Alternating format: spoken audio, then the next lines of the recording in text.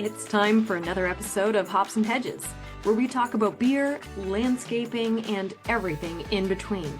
Season 1 is proudly sponsored by ext.tech, helping you grow and revolutionize your landscaping business.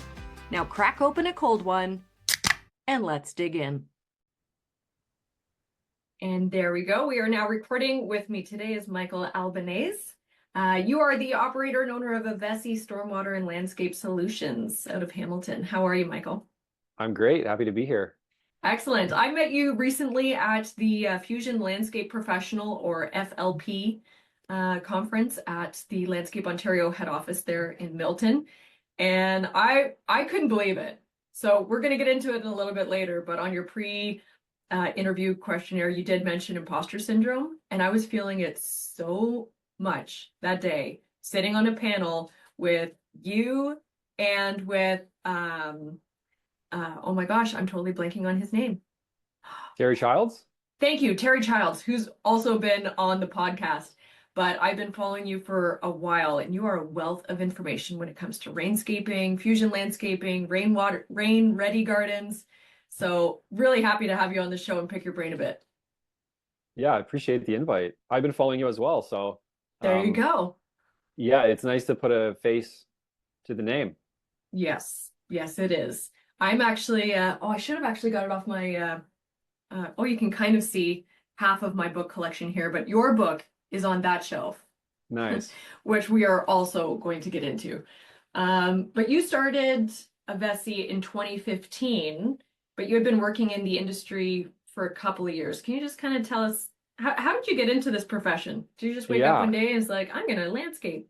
Well, it really depends on how far back you want to go, because I had no intention of ever being a landscape consultant, designer, contractor, anything like that. Yeah. I originally went to school for geography and environmental management, a very broad degree where I basically just went in figuring I'll learn about the earth, and hopefully in some way I'll figure out how I can be a positive influence and help make some changes, whatever it is. Landscaping was nowhere in my radar at all. Yeah. It was a course on fluvial geomorphology, which is basically a fancy word for river processes, where we started going into like how rivers are physically manipulated and channelized and buried and shortened to make room for roads and buildings and cities and things like that. Mm-hmm. And I remember hearing this information and kind of being really taken aback. Like, I didn't know that was happening to that degree. Like, you see a river, you assume it's natural. Right. You assume that people are going to be like, well, that's there, we'll build around it. But you know, the will of man knows no bounds, apparently. And I remember looking around at my classmates, expecting everybody to be kind of like with their jaw on the floor like me, and nobody really seemed to have any sort of reaction to that. It was just another day in class. So I think that was the moment for me where I was like, there's something here I want to, I think water is going to be, you know, where it goes for me. Hit a nerve. Yeah. So, and it sounds like you definitely went into school with this passion for stewardship of the planet. Like it wasn't just geography and how things look or were formed, but how can we be a positive influence today? Yeah. Right? Yeah. And it's so interesting how you just mentioned that landscaping wasn't even on your radar. And so many people, I think, in the general public look at or assume landscaping is maintenance, and that's it. They only look at that term landscaping as maintenance. And there is a whole world. Like, landscaping doesn't even scratch the surface of the range of expertise and experience and what we can do to make a better difference, right? Yeah. And it's always I don't know if you find this, because we do very similar things. When people say, what do you do? And I say, I'm in landscaping. Or, you know, it's kind of like in the back of my mind, I'm like, well, that really doesn't justify or do justice to what I do. Like, I'm in landscaping, and like you said, it's so broad. Like, that could mean anything. And I literally don't cut grass. I think in 10 years I've been doing this, I've brought a lawnmower to site once just to cut grass that the next day we were coming back to remove. It just needed to be shorter. Yeah.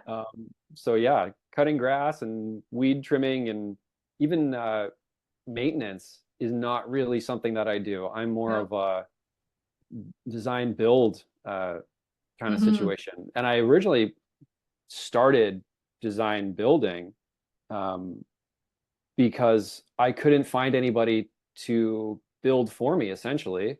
Right. When I first started, I was like, I don't want to do any uh, physical labor. I Hmm. just want to, because I know that there's already landscape contractors out there who do Yep. the work, they're experienced, they have the equipment. Why don't I just create a situation where I can funnel them projects? Yeah. But then you have these,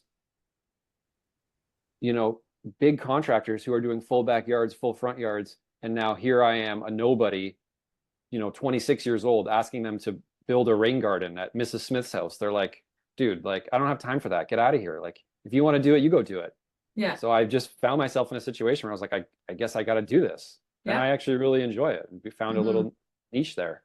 And there's definitely a need for it, right? Like in the Absolutely. profession, it's so cool how everybody has their own specialty, their own niche, and they're just also valuable. And I think it's so cool that we get to make these kind of connections, right? Because I'm also similar, like you said, I'm a designer, design build, but I'm a firm. I don't have all the staff or the equipment.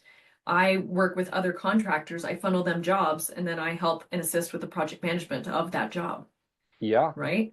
Yeah. So, but it's yeah, I just think we are so lucky to be doing what we're doing. And it feels good that it feels like we make a difference in a good way for Yeah. both people and the environment. Yeah, that was huge for me. Coming out of school, I had, a few jobs here and there. I had jobs in a related field. Um, the first job that I had out of school was being what was called a rain home guide, which basically Hmm. is a consultation service where we would go into people's homes, into the basement around the property, and basically help them take an ecological approach to the stormwater management on their property. So we would help them with things like grading and rain gardens, permeable driveways, rain barrels, downspout arrangements. But it was all consultation based. Right. There was no physical work associated with any of that, Hmm. which I liked that aspect of it. Right, you're providing a lot of value right up front, and then resources and saying, okay, now the ball's in your court, take it from there. Yeah. Um, and it got to a point where all these things that I'm suggesting, I have this huge list of houses that I've consulted on, and then these people are coming back to me being like, hey, I'm trying to find somebody to build this thing, but like nobody wants to do it. Yeah. So that was another reason where I was like, well, maybe I should transition into the private sector and offer this as more of like a business and less of just like a one-off kind of service. Right. Yeah. It's Yeah. so neat how you don't aim to be this. You didn't aim to or plan to be a consultant, but the need presented itself in an area that you're passionate about, that you enjoy doing. And it's like, it's almost the universe saying, if you don't do this, you're an idiot. Oh yeah. It's like I'm giving you all the green flags to do the No, thing. you talk about the universe and kind of signs and being pointed and directed. I totally believe in that. And Hmm. there's times where I can't tell you how many times I've said I'm going to quit. I'm not doing this anymore. I can't do this. I don't, in the early days, as you know, it's tough. Like you Yeah. have no customers, you have bills, you have this thing that you want to do, but there's such a small need that like what am I doing? Like I might as well go, work at a grocery store or do whatever where I can at least, get consistent hours, make consistent money. Hmm. Um, but I kind of said to myself, I would rather make less money in the immediate term and something, build a machine that can actually make a difference, Yeah. provide service for other people, provide livelihood for me and my family. And it's perseverance. I Hmm. heard I'm a big like personal development guy. Yep. I don't know if you've ever heard of Ed Mylett. Um, Is if that a not, you should name? definitely Sorry, check him out. Yeah, his name's Edward yep, Mylett. Mylett. Okay, I gotta Yeah, check him out. and and he said like sometimes your best ability is availability. And Hmm. I was like, you know what? If I'm anything, I'm available to help. I like And that. yeah, you should definitely check him out. I noticed.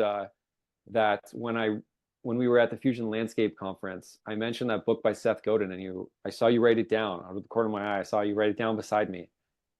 And I know we've never talked about this. I've never asked you this, but I know that you're somebody that when you get a little nugget of information, you're going to go home and pull on that thread and see Oh what's yeah. down there. Yeah. Yeah. I And I I'm respect that. thank you. I do that. I think if we're open to it and we keep our eyes open without sounding too wishy-washy, I think the universe or whatever powers are at be, I don't consider myself a religious person, but I think we are given gifts every day and we have the opportunity to give gifts every day. But if you don't look for it, if you don't have your eyes open, you're going to miss it. You Yep. know, when somebody gives you a little tidbit of information, or if they make a recommendation of a book, or if they say, "Hey, have you heard of this? You should check it out." That's saying, "Hello, go check it out." Yeah. You know, it's just putting Yeah. something in your lap. And I don't know if you've ever felt this, but my initial reaction to new information in my younger days would have been immediate like resistance of like, no, I've never heard that before. That can't be true. Right. But then there's this little voice in the back of my mind that's like, well, you know that person, you respect that person, you know that they're Yeah. good at what they do and that they're operating from a place of good intention. Right. Maybe there's something to that. Just because you don't know about it now doesn't mean it's not true or it's invalid. Yep. And that voice doesn't Yeah. stop until you check it out. You know, I got to figure Yeah, this no, out for it's true. myself and decide if this is valuable or not. But Yeah. it's like that piece of word of advice that you don't take you wouldn't take criticism from somebody that you don't want to be like, or it's something Yes. like that. You Yeah, know, yeah. if it's somebody that you admire and respect and they give you a little tidbit, I value that little tidbit and I am so grateful for it and I'm gonna run with it, Yep. right? But if it's somebody that I'm like, well, I kind of think you're a dick. So Yeah. thanks for that. Maybe Yeah. I'll check it out, but I don't really care about anything you have to say. So It, it's sometimes it's it's that. also it's so true. And it's also a lesson that I kind of learned in business in the early days when I was trying to steer like where is AVESI going to go? How is it going to look? How is it going to make money? Yeah. And how is it going to serve people? I would be getting advice from people who had landscape companies for 20 years, and they're saying, well, you got to do this, this, and this. And I'm Hmm. looking at it saying, well, you did all those things, and where you are at is working for you, but I don't want to do that. Yeah. So I'm not going to do that because I feel kind of people in the younger generations, and when I say younger, I don't mean younger in age, I mean younger in experience, because you can be any age and trying to start a business. Yeah, absolutely. Um, Look at where like vet the people you're taking advice from. Where are they at now? How did they get Hmm. there? And do you even want to go where they are? Yeah. Is that Yeah. who you want to be when you grow up? If not, then you probably shouldn't listen too deeply into what they're saying. Yep. So I actually think it's so funny. I'm so excited still about this interview. Like we've got so many things we're going to chat about. But I really think that you would be a really nice addition to the peer-to-peer network. I think, have you heard of that through Landscape Ontario? I have, yeah. Yeah. Okay. We're gonna stay tuned. I'm gonna figure something out there because Sure. you need to be there. All right. But before we get into everything else that I'm going to pick your brain about, I want to know, I see you've got a cup of coffee with you, but I also want to know what beer you have. What is that? We're Yeah. making the transition here from coffee time to beer time. Yeah. I actually have um a stout, something Okay. local from Guelph. I'm in Hamilton and Yep. I've been working in Guelph the last couple of years, so I like the Wellington brewery up there Yep. and I like stout. So I Okay. figured why not? You got the And I might Wellington crack it Stout? open here. Yeah, do it. Do you like stout? Are you a stout drinker? There's some stouts that I like. Wow, you must have a really good microphone. I didn't hear that open at all. It's either really good or really bad. Here, let's try mine. Let's see if I can get it. It's such a satisfying sound. Did you hear it? No, I didn't. Oh, It's because you have headphones like me. darn it. Anyway, you'll just have to trust us, whoever's listening to this, that it was both a very satisfying sound. Oh, very satisfying. And the thing about stout for me is I never used to drink it. Yeah. And my friends I said to them, I can't believe people drink Guinness and, stouty beers like that. That's so gross. Hmm. And they said, well, you don't appreciate beer if you don't drink Guinness, if you don't like Guinness. And that was another one of those things where I was like, should I try Guinness and stouts and see Yeah. if it's actually good? And I don't mind it. Okay. There's actually a porter that I like, which is a vanilla. Oh, geez, I'm not even gonna remember what it's called. I'm gonna have to look it up. There's a couple that I like. My thing is the texture. So I like the flavors of stouts, but if it goes down so thick that I feel like I need a fork and a knife, that is too thick of a stout for me. If it's It's gonna so clog funny you up a say that. straw, it's like, oh, it's too... I don't even like eggnog. Like I actually add milk to eggnog, well, and Right, rum. You gotta add right. rum to the eggnog. Yeah. But eggnog is just too thick. I just can't do it. It's It's gross. so funny you say the fork and knife thing because like when I get to a restaurant and I'm really hungry, Yep. I will intentionally order like a pint of Guinness or something like that Yep. because I'm like, it also is so thick. It feels like you're eating You're and drinking eating. at the same Oh time. gosh, that's so gross. Nope, I'm out. I'm out. Tapping that one out. So I'm drinking one of the my go-to hazy IPAs. This one's called Hat Day is Canceled.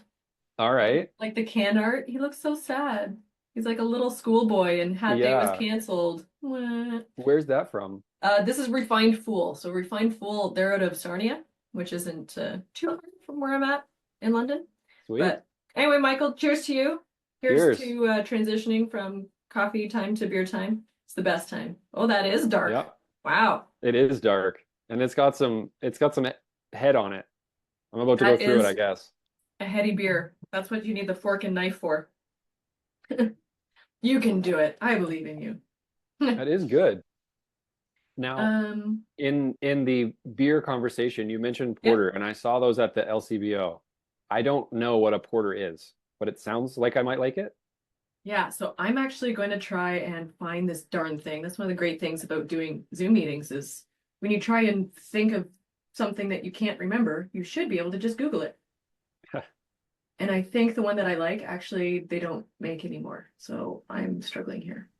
Darn it. It's in a purple can. What is this? Breckenridge. Yep. I think it's from Breckenridge Brewery, Vanilla Porter. All right. But that was Breckenridge, the first Colorado. one. Uh, oh, wait. I lied. It's Mill Street. The porter that I have had, I'm Googling here is Clifford Okay, in Clifford Brewery in Hamilton. nice. There's I don't know what it is about breweries and wineries and things like that, but I don't know if you've noticed this. Such a huge opportunity to blend like a craft, as in like drink making and the landscape environmental stewardship side. Right? Like just the perfect marriage in that world there. I know. Yeah, It's one of the reasons why I started Hops and Hedges. I'm like, what goes better together than landscaping and beer? It's one thing right? to go Yeah. landscaping all day and then have a beer. That also works really well. But the Yeah. two worlds are just born to be together. It's so true. It's making me think of I'm gonna give a shout out here to West Avenue Cidery in the Waterdown area, and it's like Okay. an old apple pear orchard surrounded by like woods and fields and wetlands, and it's just like why not have both? It doesn't have to be like a completely flattened landscape with monoculture rows of trees. Yep. Like have a wetland, have some woods, like have a field, have Yeah. some goldenrod. Like Especially when it's they it's have basically all that space. it's true. It's true. I guess that's why I guess we're describing permaculture at this point. Yeah. You never know what's going to Yeah. happen on this show. We just talk about a little bit about everything. Um, so I had a question for you that I actually didn't have on the interview questionnaire thing, but AVESI, where does the name of your company come from? Yeah, so it doesn't really it's not a word, it doesn't mean anything. It's a combination of vesi, which is the Finnish word for water. There's many words for water in that language, but vesi is one of them. Yep. And then I just threw an A on the beginning of it because my last name starts with an A. So I made AVESI, which is basically like my take on how I think water should be managed. I love that. Yeah. That's so cool. And the fact that you created a word so it doesn't actually exist, talk about niche, because anytime somebody looks up AVESI or they see that word, Yeah. it's going to come back to you. It's not going to lead anybody down another rabbit hole, right? Yeah. That was So kind of that was part of the thinking for sure. nice. That's Yeah. like when I started my own theater company. We haven't actually done any theater since COVID, my own company. But I remember registering with a publishing company because I wanted to do one of their plays. And I'm on the phone with them and they're like, well, what's your company called? And I was like, it didn't occur to me that I need to have a theater company in order to produce and direct a play, like in community Right. theater, right? And I was like, well, my name is Heather May. Maybe I'll do theater. May, Mabel's. It's Mabel's. Mabel's Productions. Yep. Yeah. And that's exactly how that conversation went. Was an out loud conversation of I don't know. And I'm kind of a Yeah. bit of a grandma, an old soul. So Mabel's, that's my middle name, and it just suits perfectly. Yeah. Well, that makes sense all around then. Don't Yeah, overthink it. Just go with Mabel's. just go with it. Yeah, so that's what it is. And Yeah. then we always produced a stage comedy in May every year. So it was Perfect. just easy for in London, you could expect that there would be a stage comedy in May. Mark your calendar. So yeah. That's just like the marketing does itself there. Yeah. I love when things just come to I love it when a plan comes together. I think that's Yeah. the 18. Yes. That's good quality television right there. Um, so I want to ask you about your own garden. So you mentioned Sure. that your front in the questionnaire that your front is pretty plain, pretty much a blank slate, just waiting for your ideas to actually happen, which is similar to ours. In my mind, I have a beautiful garden, Oh yeah. but when you look at it, it's grass, which is really unfortunate. Yeah. But talk to me about your backyard. The backyard, I focused on more immediately because we actually like hang out back there. There's a little Yeah. bit of lawn. There's a cool cedar shed that we inherited from the previous owner. There's a pool with a deck, concrete deck. There's we grow vegetables on the side. So that was where I decided to focus my efforts. And there was also water kind of just pooling in the backyard where the lawn met the gardens. Yep. So I just decided to open it up and put a rain garden in the back corner. The I wish I kind of documented more of how the backyard was laid out Right. planting wise from the previous owners because it was clear to me that they put time and effort into like selecting plants that they liked and Yep. arranging them how they liked in a way that actually made sense. Like Mm-hmm. there's there's patterns, there's repetition, the forms are good, there's structural plants where there should be structural plants. Yep. My issue is that these are non-native cultivars Yep. that have no ecological value at all. They're almost like plastic statues everywhere. Right. So I'm like, let me just edit the species here. Let me take out this weird lollipop willow tree thing and replace Ah, it with an elderberry. And on the other side, there was like a wall of green. I did a post on this recently on my Instagram channel. It was like a wall of green because there was like five shrubs that had been there for 40 years and just grew into themselves. yeah. So I was like, let's take four of those five out and then add in a few other things, wildflowers, grasses, a cedar, leave some blank space. Mm-hmm. So it's really I'm a big like design by management kind Yeah. of person. Like I'll have like a big master vision of how I want the space to work, but I kind of do it in chunks of let's take this out and put this here, let's expand this and Mm-hmm. yeah, it just kind of goes that way. The backyard's still not even done because it's all kind of hinging on the eaves troughs being replaced. And when the eaves troughs get replaced, we'll have new downspout arrangements. So that's kind of what I'm waiting on. And as you know, with the work that I do, everything kind of starts with water. And Mm-hmm. once we get that sorted out, the guns will really turn around. The joys of home ownership, eh? You're talking about Yeah. downspouts. I Yeah. Our basement recently flooded No. for the third time. Wow. What is so you say your basement flooded. Let me ask you this. Can you identify where the water is coming from? Is it Oh like yeah. sewer backup or is it like overland through the foundation, through a window, something like that? So the first time, let me regale you with a story. Once upon a time, about 7 to 9 years ago, my husband and I went on vacation, and while we were on vacation, our hot water heater broke and it poured water into our basement for 7 days nonstop. And we came home to about 4.5 inches of water in our basement That's because the brutal. sump pump had shorted out. The sump pump was probably just like, I can't do I this can't, I give anymore, so up. I'm Yep, just gonna I'm out. stop. Tapped out. Yeah. Yeah. So we shop vac. We got rid of all of the bottom half of the drywall, the insulation, the baseboards, the subfloor, Yeah. all of that. We dried everything out for about 2 years. And then it flooded again because the sump pump failed. And we have a very high water table where we're at. And we're on a dead end street and it all slopes to us. We're the Right. third last from the end. So we get all like tons of water at the dead end street. So nothing coming through the foundation, which is great. Foundation's doing its job, but our sump pump could not handle it. Hmm. And it had been a brand new sump pump for about 2, 3 years, something like that. And then it just quit. So it flooded again. When I was thankfully I had just put in new insulation in the bottom half and the moisture barrier fabric. I hadn't drywalled or anything yet. So we just took out the bottom half of the insulation again. And then I said, I'm not insulating the bottom half of this wall because if this floods again, I'm not doing this again. Yeah. So we covered it all up and I did a like a wainscoting, that artificial plyboard, whatever Yep. from Home Depot, and it looked like barn board. So it looked great.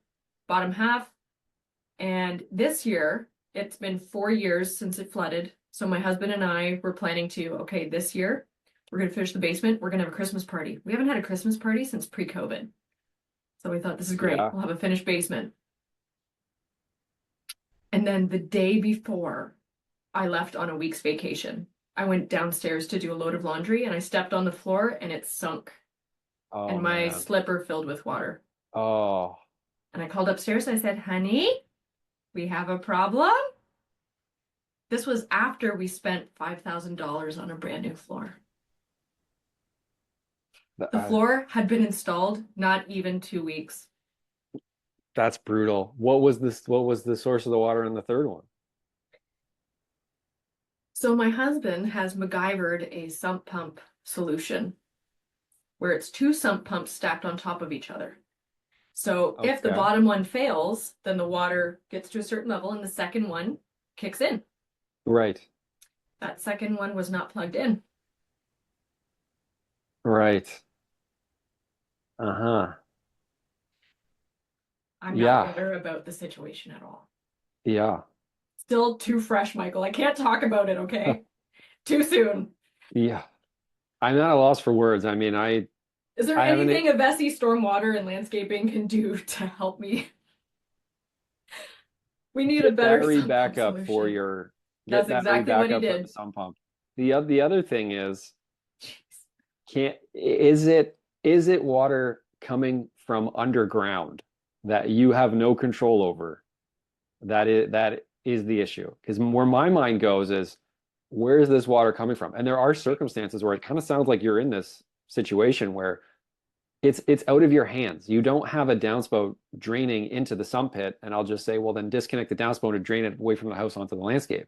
Yep, That water, it sounds like the weeping tile around your house is picking up water that's from the whole in the street. ground, that's been in the ground, that you have no control over. So um, at That's where that I'm at. point, yeah, your sump pump situation is going to be very important. Have you considered adding like a second sump pump, a Oh, second sump that's what we pit, I do. should say? Oh, a second sump pit. I haven't. Yeah, yeah. Thank you And for putting have that little you, nugget. Hmm. yeah, have you looked at where your current sump pit is in relation to like the lay of the land in your Oh, basement, so to speak? yeah, it's exactly where the water comes in. Okay. Yeah. So Okay. it's at the lowest spot in the house, but it's at the highest point of the landscape. Right. So our dead end street all flows and it hits our sump pump and then would continue across the house. So how about this? Where is the sump pump discharging to?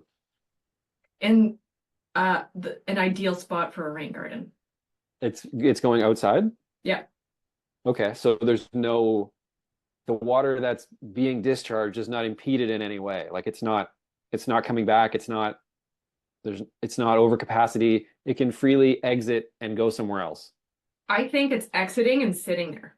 It's not sitting Ah, against the house, okay. but it's sitting there, and I think it's going into the water table and it's just keeping coming back into the house. Ah, okay, okay. I've seen So that many times. The old recycle.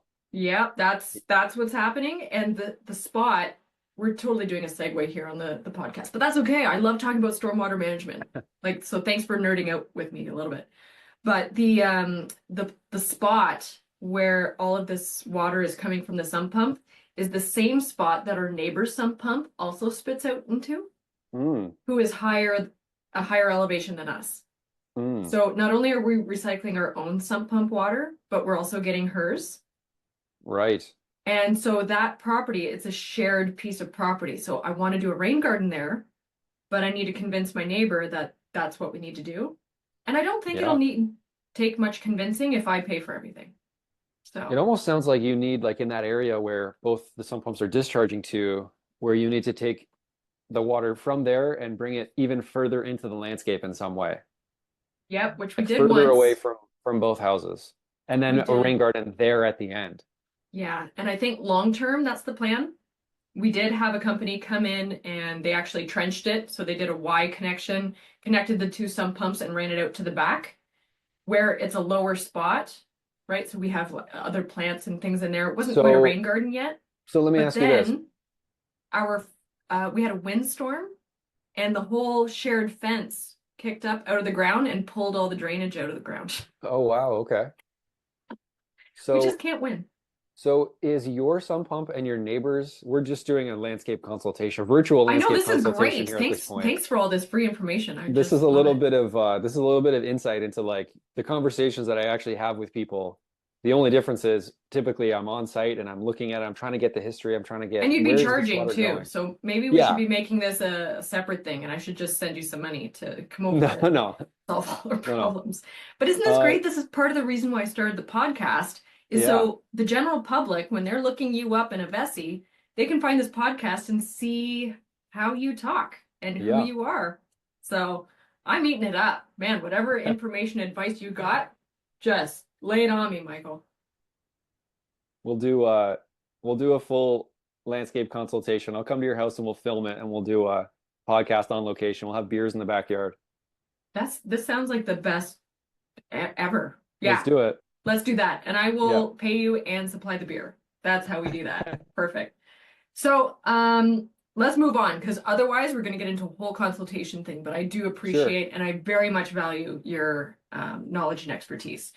So we're going to do that at another time. So you talked about native plants and how in your backyard you're slowly kind of transferring or moving from the ornamentals into natives. And there are so many out there. And I hate to put you on the spot because I asked you for your favorites and you're like, I like them all. And I Yeah, also like how you said about, wouldn't it be interesting if we talked about other people the way we talk about plants? right? Interesting question. Like, Right? we don't often say, oh, do you have a favorite type of person? Yeah, or I don't like that person because of the way they look.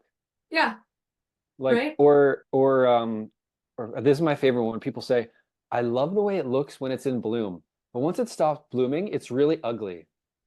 That's like if I were to say to my wife, I love how you look on date night, when you're Yeah. all when you're all dolled up, but the next But morning that, after you wake up, yeah, I don't know, I just don't like the way you look. Like imagine like if you're going to appreciate a plant, yeah, appreciate it in all of its life cycles. yeah, Brown is a color. It's it adding is. texture. It's adding its own little whimsy. There's beauty in all seasons. Yeah, But I feel like you were going to ask me a question I know. And now that I'm I just so interrupted you on. distracted about thinking of the people in my life as plants. So my brain went on a little vacation there for a second. Sorry about that. But is there I'm not going to say a favorite native, but is there a native that is kind of like a go-to species for either problem areas or people that might not be that avid gardener that can look after it? Is there like a low maintenance native that you're like, this is the one? You plant it, it'll fill in, you cut it down once a year, looks great, feels great, and is super, sustainable and Yeah, well, it's the plant that I kind of use as a little bit of like a, I'll call it the introductory plant for people who are like not super like gung-ho native plant or horticulture enthusiasts. They yep, just want, they just need a garden to kind of solve their problem and bring some beauty.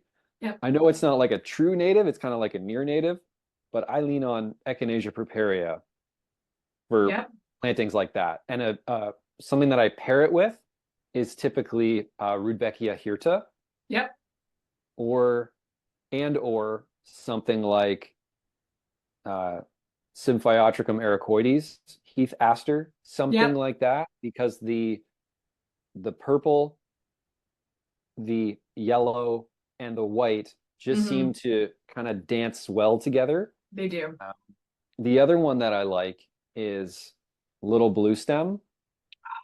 The fall color is extraordinary. And then It's in summer, gorgeous. it's like a true blue silver. It's gorgeous. Yeah. It's gorgeous. So you're right in saying that I don't have a favorite plant, but those are some that I They're like like staples. to, yeah, they're like the little the safety blanket, Yep. so to speak. Yeah. But Hmm. there are other ones that I kind of lean on. One would be blue lobelia. Oh, so I like nice. And that it's one a almost lot. a true blue, which is Yeah, hard it to find in is. the landscape You because don't see, normally they're purple-ish. yep, yep. Another one would be if the area suits a little bit more tall wildness, then I love Verbena hastata, blue vervain. Hmm. I also love um, Monarda fistulosa. That one you have to kind of be careful of because it is very prone to the powdery mildew, and some I was people can just get gonna like, ask if it gets the mildew because that yeah, grosses me out. yeah. A lot of times it does, and a lot of times people will be like, "Oh, I don't like the powdery mildew. There's something wrong with the plant." But I kind of look at it as like I'm less building a garden. I'm more so like creating a situation where like nature can move in. And Yeah, obviously there's some sort of relationship with that particular mold, fungus, mildew, whatever it right. might be, and that plant. So I wonder if I don't there's been a report on necessarily, that. what's that? Like, I wonder if there's been a report or if anyone has researched the connection to like does we look at powdery mildew and we think, ew, gross, because ornamentally it looks like shit, right? Yeah, But I wonder what sort of connection it does to the mycorrhizae that's in the soils, or if there's a right? beetle that needs it, or Yeah, like maybe there is some benefits to powdery mildew and impacts that we're just not aware of. that's what I'm saying. I Hmm. mean, science is cool because it helps us know things. Yeah. But I don't think that we know as much as we think we know, especially when it comes to like uh, nature webs, for lack of a better word. Like there are relationships going on that, humans can't pick up on, science can't know about. It's Hmm. it's just there, and it's not all bad. Sometimes the hand of God syndrome, as I call it, I kind of have to walk people back from that and say, well, Yep. you're allowing nature into this space. Nature's going to do nature, and there's some Right. things that you can't control. You just gotta Go with let it it. happen. Yeah. That makes me it just reminds me of situations where you're with a client, usually a year after installing the garden, and they call you up and they're like, something's eating my plants. I'm like, that's great. Like Yeah, that yeah, means that it's working, right? And you need to, education is such a huge part of that, yes. to be like, it's not supposed to look ideal or perfect. There is no ideal or perfect in nature. It's about creating a space for all those little bugs and beetles. Unless it's Japanese beetle, that's like, that's a Yeah, whole yeah. other thing, right? Yeah, there's nuance there between like uh invasive species and like Are plants beneficial getting, bugs. yeah, it's true. Yeah. Um, so we've got about 5 minutes here. So there's still a few things that I wanted to talk to you about that I'm trying to find where it was here. We can also go over and edit out the ramblings and tangents that we went on. Since you No, have, no, the tangents are gold. We're keeping okay, those. Yeah. okay, Also, I'm too lazy to edit. sure, So, like, if people are tuning into Hops and Hedges for a real conversation, if they're looking for, the ideal, they're not going to find it here. right. This is true human connection here that we're Yeah, doing, yeah. Michael. Well, I think we're both kind of tangent prone, so It um happens. Yeah. yeah, round two, when I come out to London, will be Excellent. I've we'll already get got a rolling. film producer, so we'll have him over with all of his camera crew and stuff. It'll be Sweet, epic. sweet. I know what I wanted to ask you was actually an opportunity for you to give a shout out to a mentor that has really inspired you. You actually mentioned Sharon Inward. Can you tell us Yes, a little bit about her and her impact that she had on you?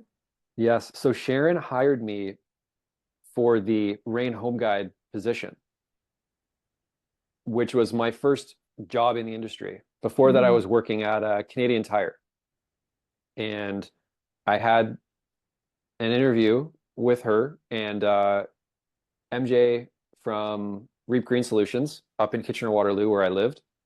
And once I got hired, she's the first person that really, for me, justified and validated my focus and obsession with infiltration-based landscapes.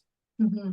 Because not a lot of people plan a landscape around where can we infiltrate water. Like, and she was like that.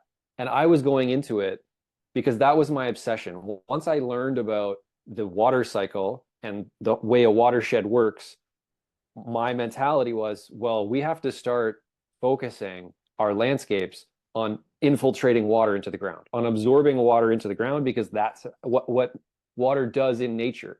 So it has to be Hmm. less runoff, more absorption.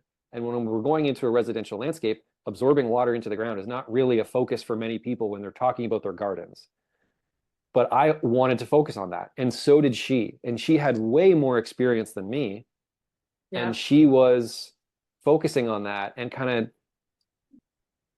I'm like, I feel like this is a good spot for a rain garden. And she'd be like, yeah, it's a perfect spot for a rain garden. Like it was Hmm. just, it was validation, it was support, it was, you know, um, somebody that I don't think I would be where I am today. I don't think AVESI would have the wheels that it has without Sharon being like, no, you're right for thinking this way. And what you're trying to do is exactly what we need. And I think she was right. That's awesome. Our mentors along the way, they have such an impact, and sometimes they don't know. Yeah, So maybe this will make its way out to Sharon someday. But I hope it's, so. we are really blessed to have so many impactful people along the way that get us to where we are. And so thanks for giving her a shout out. That's just it's so nice too to know that, oh, I'm not crazy. This actually is Ex- important. And there That are was other it. people that care about it, right? And have that validation and that That was it. support. Yeah. Um, so I'm gonna just end with one question here, and it's an open-ended question. But usually I ask guests to recommend a book. And you do have a book recommendation, so I'm gonna put that in the info. So if anybody's interested into what book you recommended, you'll have to read the details of this episode. But I actually want to talk to you about your book, The Modern Rain Garden, Scrape, Shape, and Plant. And I seriously, it's on that shelf right there, but I'm not gonna Yeah. lie, I'm wearing pajamas and I don't want to get up because I don't want you to see them. There's Yeah. monkeys on them. Okay. It's a not a good time. So, can you tell us about your book, The Modern Rain Garden, and part two, because you've got a new Yeah. edit coming out. So, tell us a bit about that book and why Yes. everyone should go out right now and buy it. If it's not on your desk or in your shelf, go and buy it. If you're listening to this, go and buy The Modern Rain Garden or wait until the next one comes out. Okay, Yeah. now Michael, now you can talk about your book. I appreciate that plug. Thank you. You're very welcome. The book was written because I wanted to put all in one place everything that I knew about rain gardens and rain garden building. Because one of my big beefs with the rain garden industry is you can type how to build a rain garden into Google, look up the first 10 links you click, well, I'll give you 10 different answers. Because a lot of times people who talk about rain gardens are not the same people who actually build rain gardens. Right. So it's like, what are you like actually giving an account of the 30, 40, 50, 100 rain gardens that you've built? Or are you just regurgitating something that you read on a university extension website? Because those are two very different types of qualities of information. So I wanted to, if I give you this book and you don't know anything about me and you just read this, would you have more confidence to go and build the rain garden that you need just from having this book? And it's not, I say in the book, it's not a guide on how to build one rain garden. It's a synthesis of rain garden knowledge so that you have confidence approaching your situation, because all situations are different. I couldn't tell you how many rain gardens I've built. I've never built the same rain garden twice. There's always little uniquenesses and nuances in the landscape that make you do something different. And the first one was written from 2018 to 2020. The second one I'm writing right now, this is basically what I do is I write it on Microsoft Word and print it at Staples and then take a red pen and just mark it all up. So that's what this is. And then I reconcile that with the document, and then I have someone format it, and then we have a book. So the next version is going to be probably double the size. 4 times the amount of pictures and examples, because I've probably built more rain gardens from the time I wrote it to now versus all the rain gardens I built previous. So yeah. And the last thing I'll say here is I wanted to give it to as many people as I could. And I wanted them to say, what you wrote on page 40 is wrong, and here's why. And then I could be like, okay, now I'll integrate that in. So I've had some feedback, but I almost wish people that read it would be a little bit more critical and be like, and challenge me on it. But maybe it's just that good where it doesn't need to be challenged. I don't know. Right? Maybe it is. Maybe it is. I will give it a second read and I will let you know. Yeah. So I have, I mark up my books. Yeah. So I'll review and I'll see if I mark anything up. Yeah. Yeah. And the other thing is I wanted to communicate that it's easy. It's not complicated to build a rain garden. Right. It doesn't have to be super mathy, super, dig heavy. That's why it's called scrape, shape, and plant. It's not called excavate a rain garden. You're scraping. You're using what you have. We're trying to limit the amount of resources, time, and effort that we're putting into the rain garden so we can get minimum effort, maximum result. Yeah.